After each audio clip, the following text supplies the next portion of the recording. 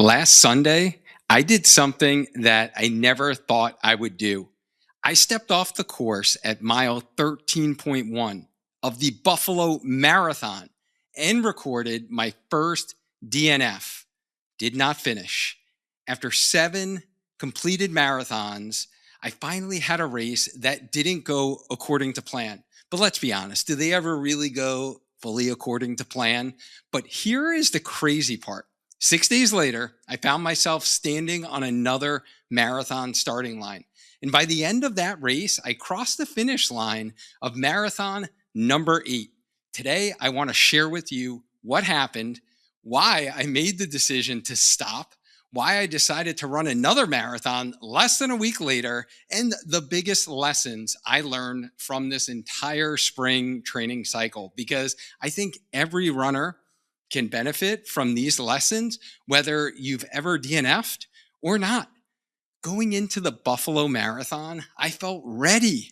I had trained consistently since recovering from the dopey challenge back in January. I took 2 full weeks off of running, by the way, from my calendar year, because that was important to stay healthy to get into another training cycle. I stayed healthy the whole training cycle. I hit my workouts. I built my mileage, peaking at 50 miles per week for 3 straight weeks. I felt like I was carrying some of the best marathon fitness I've had in a long time since my PR at the Cape Cod Marathon almost 3 years ago now. The goal for Buffalo wasn't just to finish. I wanted to see what this training cycle could produce. But around halfway through the race, things started to unravel. I began experiencing significant reflux and heartburn symptoms early in the race. This wasn't a matter of discomfort. The bigger issue was I couldn't fully fuel effectively. So it was going to limit the amount of fuel that I was going to be able to take in for the marathon. I couldn't hydrate effectively.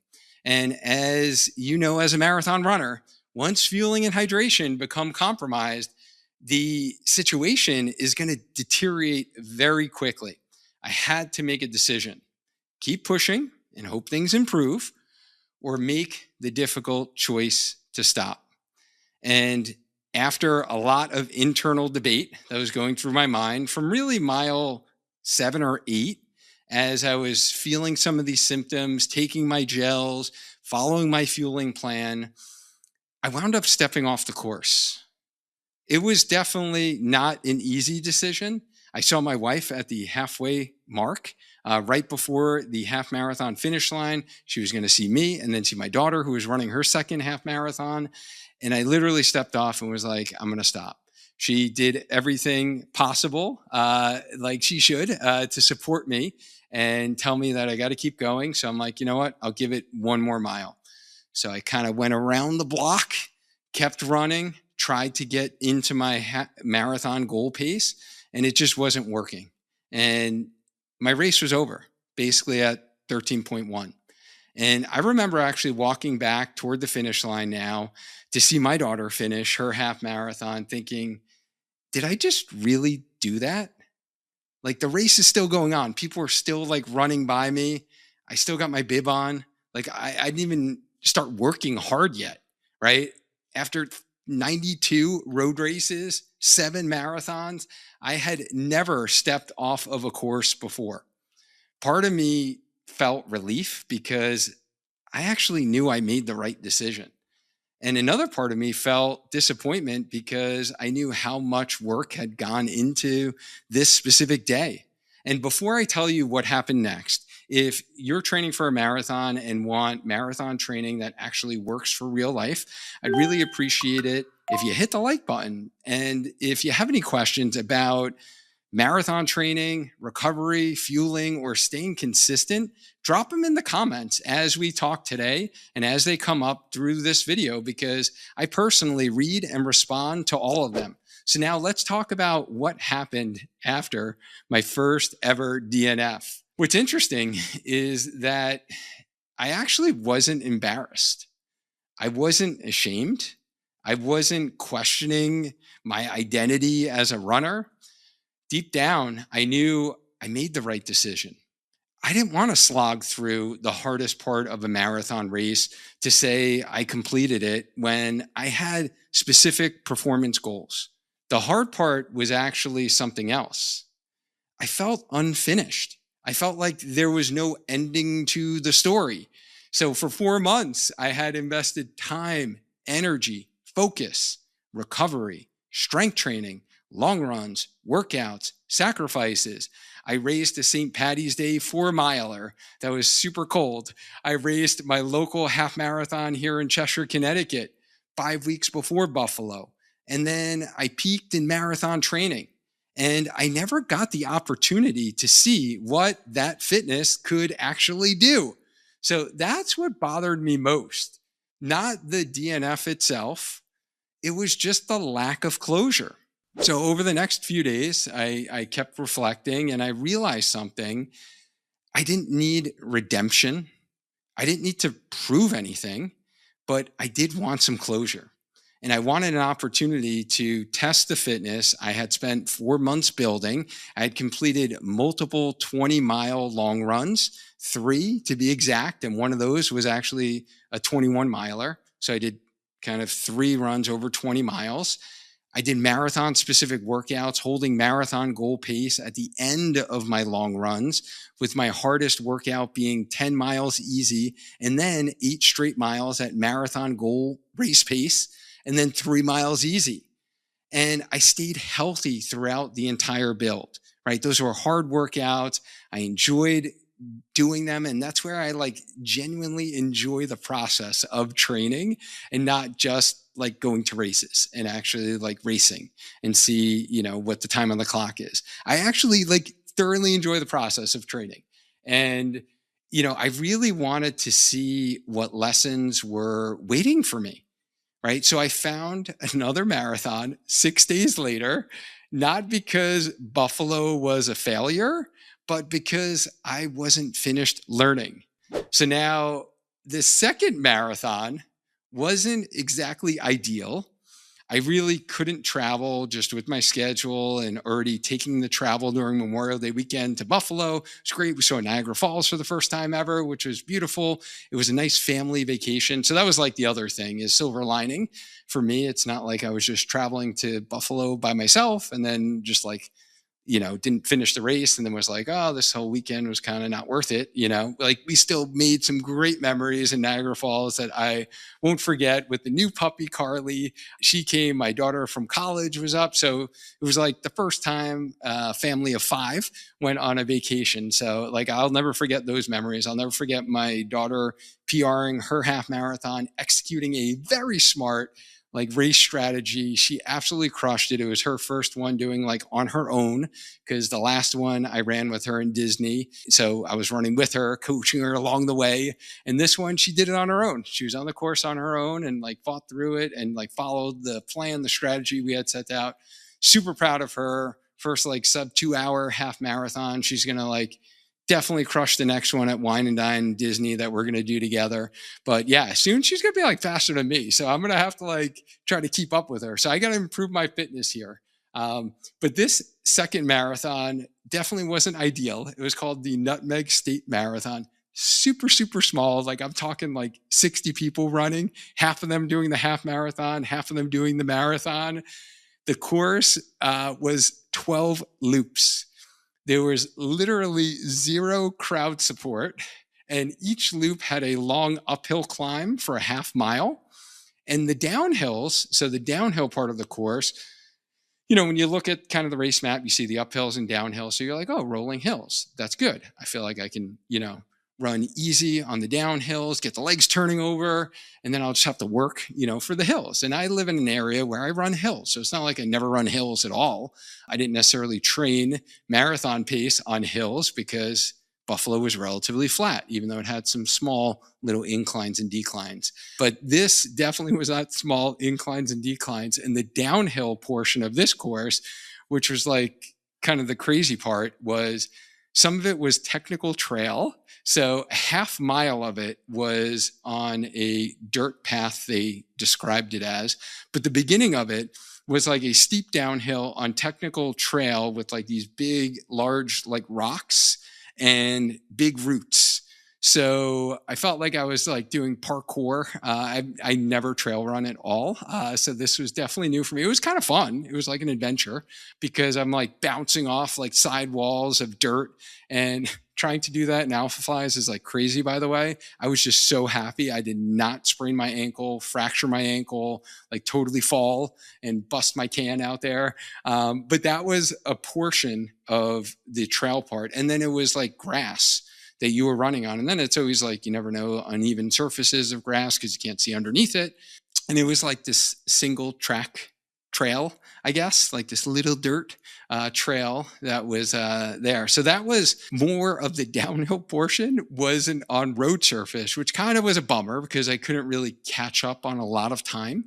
So that was the course itself, and the weather itself was changing dramatically. It started out as like perfect marathon conditions, cool, because when you're signing up for a race at the end of May, it's like, wow, you can get some heat, right? It could be a hot race, but it was literally in the 40s to start. Sun was out. It was like perfect. I was wearing my sunglasses. I wasn't like blinded by the sun rising. It started really early in the morning, 6 a.m. And weather changed pretty dramatically throughout the race. The clouds rolled in, the winds picked up. There were like 25-mile-an-hour gusty winds. It was like a steady 12 to 14 mile an hour wind. And then the rain kicked in and it got cold. So it was like cold rain. Temperatures dropped to like the low 40s. It suddenly became like a very different race. But this time I got what I came for. Even though I finished in a time that was 16 minutes slower than my PR and my goal for the Buffalo Marathon, due to these course conditions, I really got answers. I learned that the reflux wasn't the primary limiter. I learned that my fitness was real as I was able to execute the race strategy plan for the first 15 miles until honestly those hills caught up to me, and not having anyone to run with and just being out there solo by myself and trying to get through the hardest part of a marathon was very difficult mentally, I'm not going to lie. And I learned that I have another level to unlock during the final stages of a marathon. And perhaps most importantly, I crossed the finish line knowing exactly where my next opportunities for growth are. And here's the lessons that I want to share with you from my experience. Lesson number one, knowing when to stop is not quitting. This is probably the biggest lesson. Many runners believe that toughness means never stopping, that pushing through everything is somehow a badge of honor. I don't believe that at all. I comment on my athletes' training logs quite frequently, thanking them for actually listening to their bodies and having grace with themselves and making the smart decision if they're kind of battling an illness and not just forcing it just to get the run in, or they are struggling with a flare up of pain. I think toughness is making the right decision, even when your ego wants something different. At Buffalo, my ego wanted to keep going, but the smartest decision was to stop. And I made that exact same decision again. Like I would do it again. Sometimes the strongest runners are the ones who are willing to actually think long term. For me, it wasn't an injury per se, but for you, it might be that you need to know that stopping is not quitting, and modifying today so you can run tomorrow is most important for lifelong injury-free running. Lesson number two, one race doesn't define your training cycle. This lesson is one I hope every runner hears. One race does not erase 4 months of work. One bad race does not erase your fitness. One DNF does not erase your progress. The reality is that Buffalo didn't change the fact that I had trained consistently. It didn't change the fact that I had stayed healthy. It didn't change the fact that I became a stronger runner. I was reporting to my coach in my training log that I felt so strong during all of my speed work, this training block, that I was nailing my paces and feeling in control.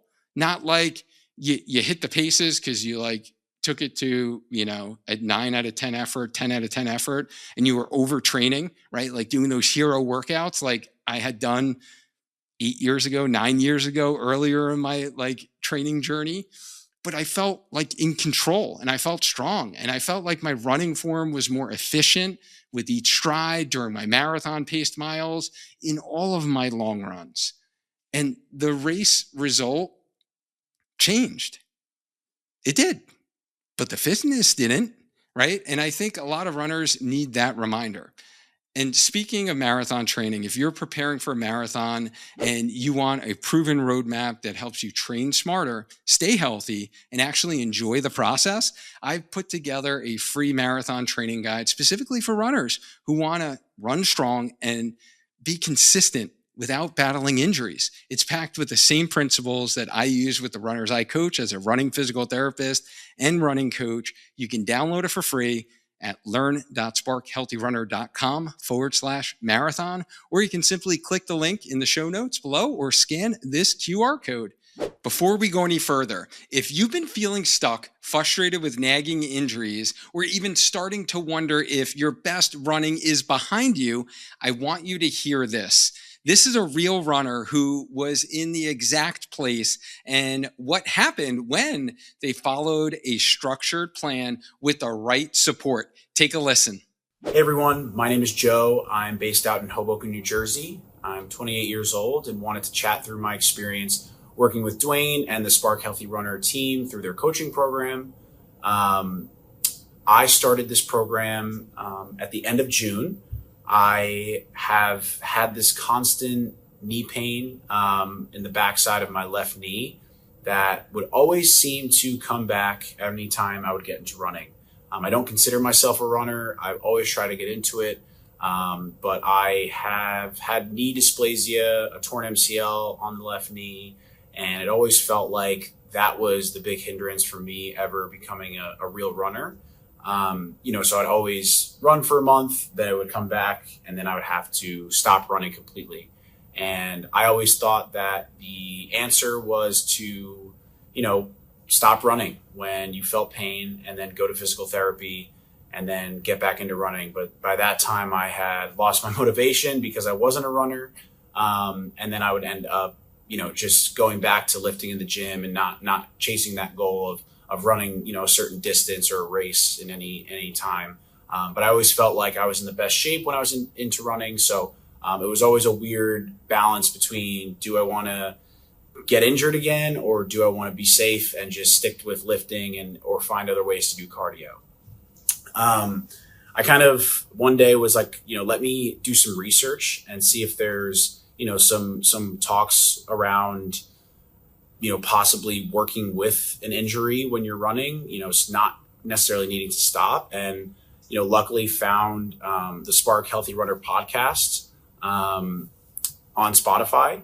And it was an interview that Dwayne had actually on a different podcast, speaking through running with an injury or running while injured and how it is possible to continue to run with an injury, within certain parameters. And it really connected with what I was, seeking. And it was really motivating to hear that, it is possible. So, throughout that episode, I discovered that there was a one-on-one coaching program, and I decided to, take the jump and just schedule a call with Dwayne and see if it was a fit.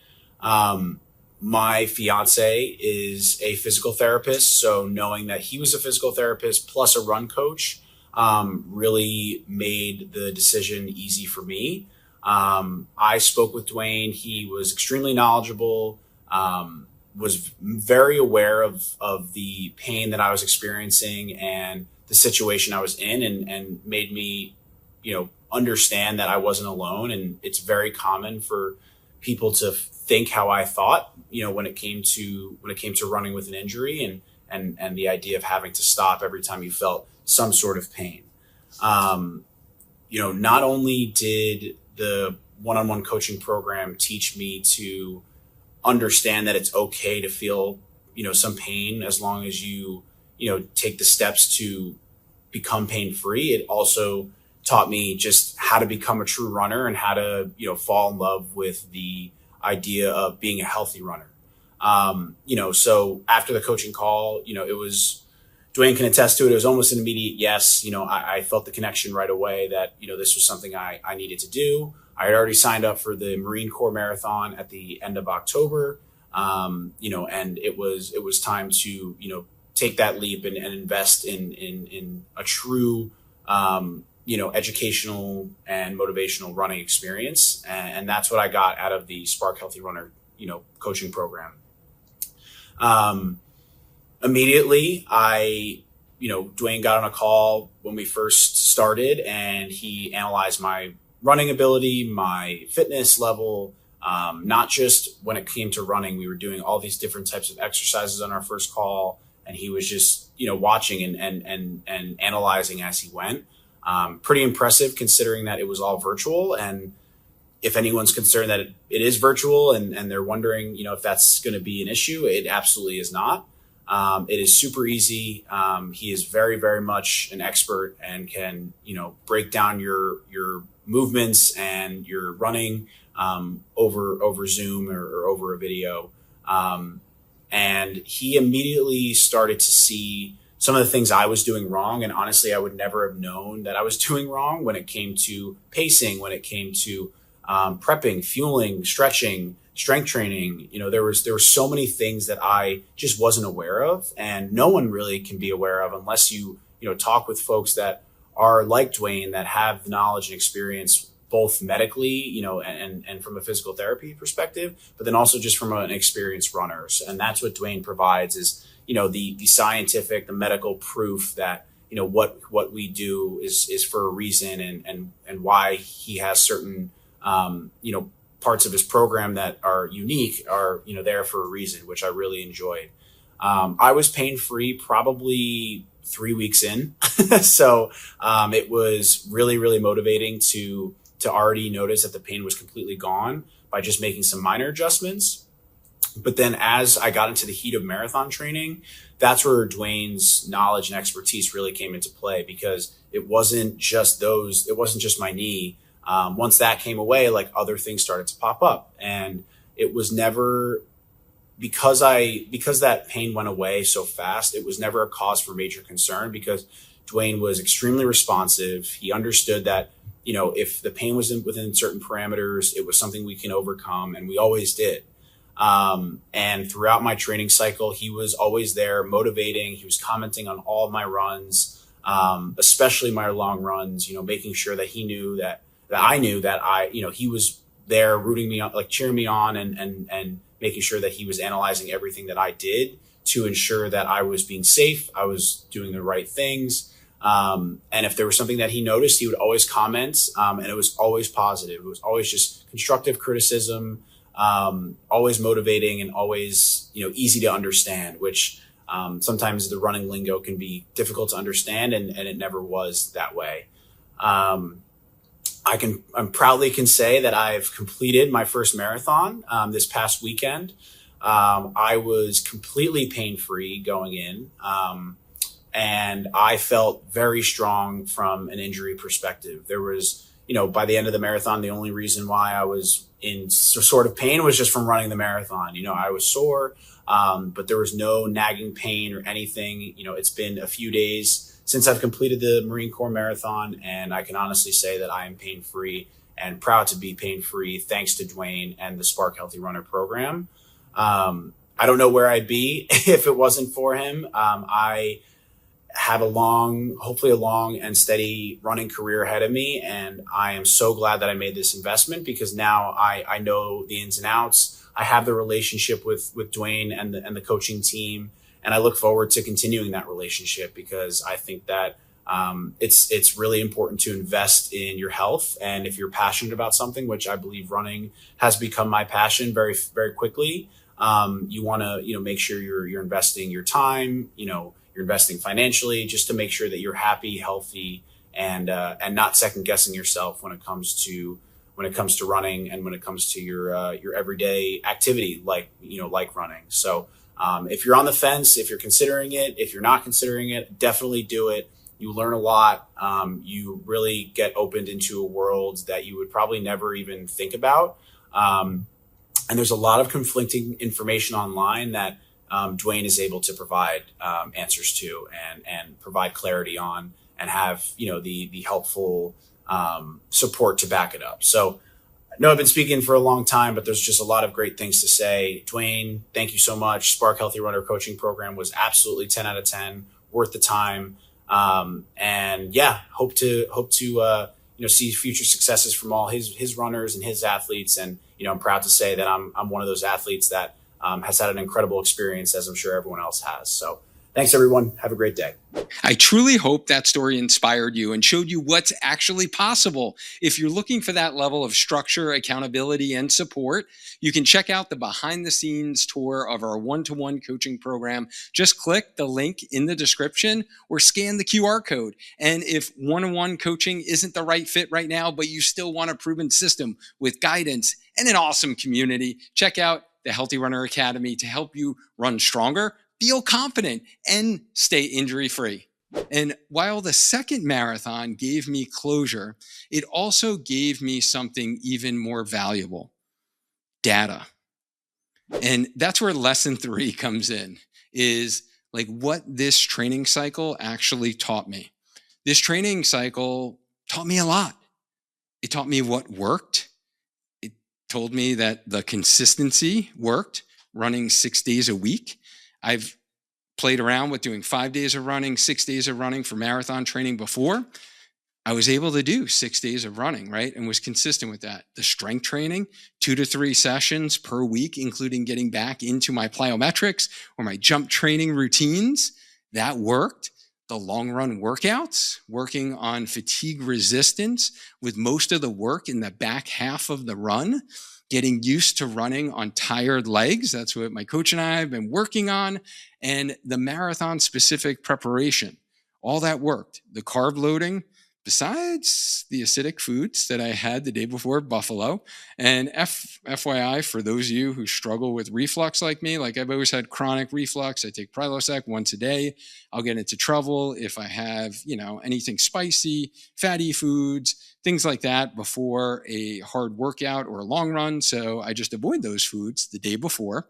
I haven't had any issues with races at all in many, many years. So this wasn't even on my radar. Like when I was thinking about my carb load, I wasn't thinking about like, okay, Dwayne, like you have to make sure that you really look and, don't have very acidic foods.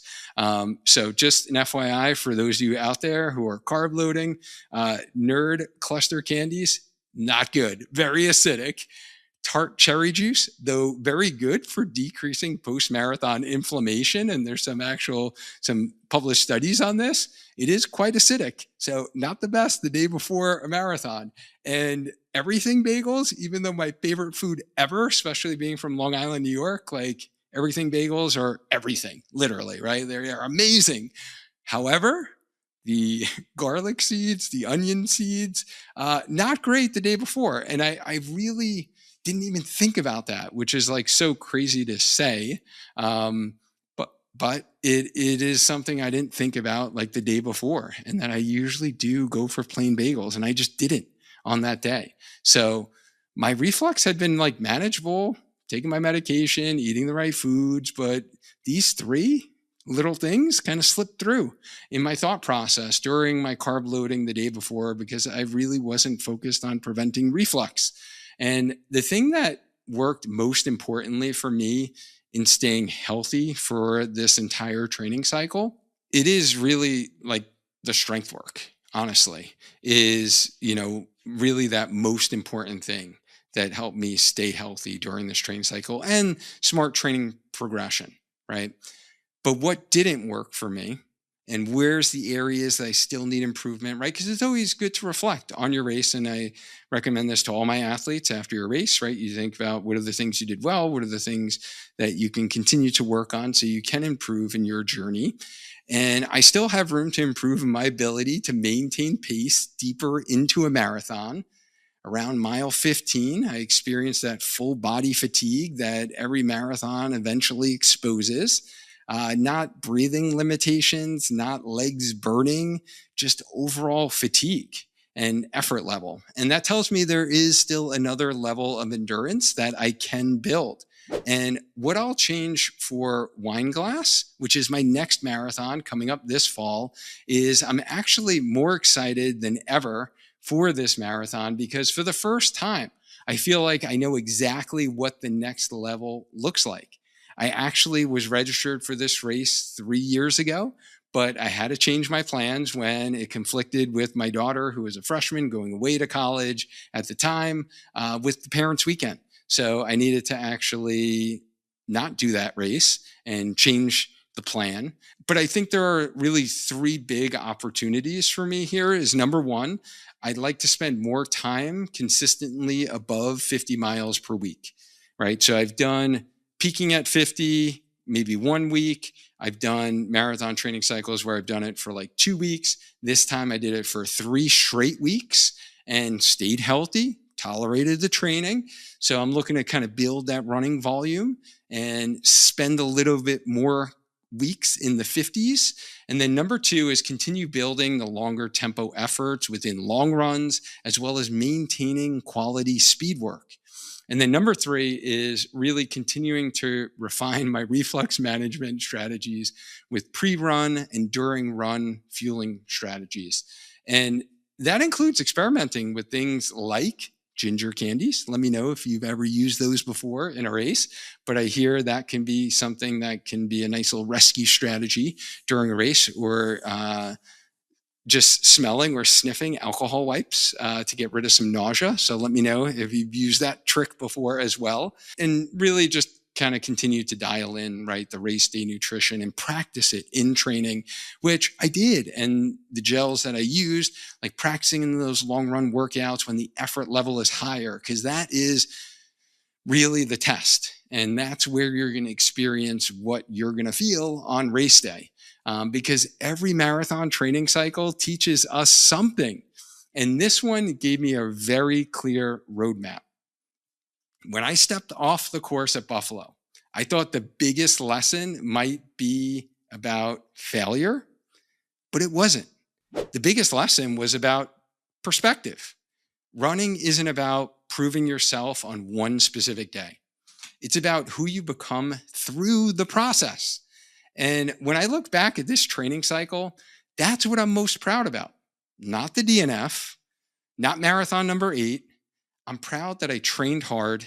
I'm proud that I stayed healthy. And I'm proud that I'm heading into the next chapter, even with more clarity than before. If you've ever had a race that didn't go according to plan, let me know in the comments below. And remember, one race does not define you as a runner. This training cycle was all about resilience, not because everything went perfect, but because it didn't.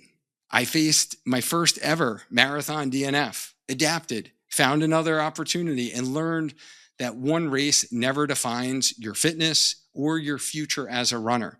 And if my story resonated with you because you're currently struggling through your own marathon training journey, you just want to know, I want you to know that you don't have to figure it out all alone. Whether you're dealing with setbacks, trying to stay healthy, chasing a PR, or simply wanting more confidence in your training, that's exactly what we help runners do every day inside our one-on-one coaching program and the Healthy Runner Academy. You can learn more using the links below or scanning the QR code.